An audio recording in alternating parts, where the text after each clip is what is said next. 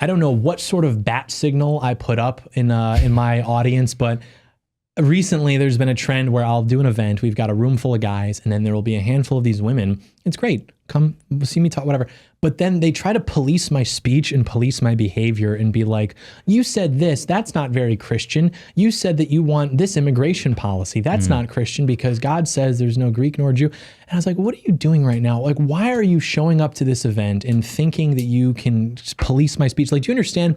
This is like a male environment. Guys are trying to get together and figure out how we can make the country a better place. Do you think maybe there's a time and a place for this? Like, you want to come and make your little point or whatever. It's like, it's very disruptive. Or even, after the event, like, yeah, we're going to go to a cigar lounge. We're going to go get cigars. That's degenerate. It's like, that's not trad. That's not traditional. And so what I found is a lot of these more traditional Christian women sort of just slap that bumper sticker onto what they really desire, which is just controlling male behavior and being a mom and being like, well, you can't do that. Naughty boys do that. You have to be a good boy who doesn't smoke cigars with your friends or drink whiskey with your friends. And what that means is just like stay home with me and cuddle and watch Friends reruns or something like that. Wow, I gotta say, that's just not been my experience in Steubenville, right, Thursday? Like the women we know are just boss monsters. So that's what I heard that. I was happy to hear that. Yeah.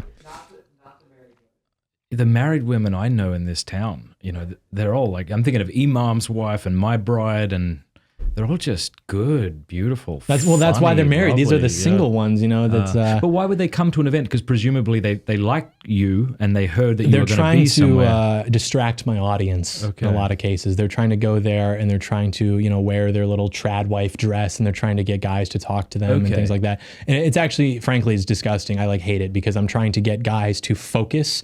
And women tend to disrupt that environment, not because it's their fault necessarily, but because men are men. So it's exactly right. I mean, if women were having a women's Bible study and a dude just showed up, that obviously interferes with the dynamic. Yeah.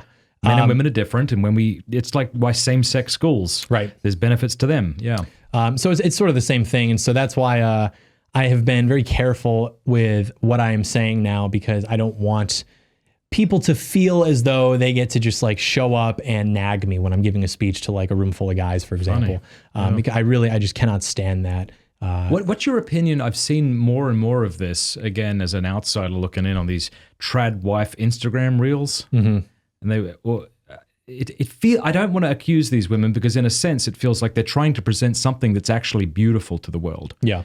But it does sometimes to me, and maybe that's just the nature of YouTube and trying to get clicks. It's going to seem disingenuous to some degree, but it does feel a little disingenuous, especially when you'll see them like, there's like a camera and it's filming them walking out onto their porch and sipping their coffee. You're like, I know you just set up a camera to do that, so it can't be as peaceful and calming as it looks. No, it's all vanity. But that's not necessarily an indictment. It is good for that, like you said, something beautiful to be presented to the world. It's a lot better than, girls doing these TikTok dances or whatever.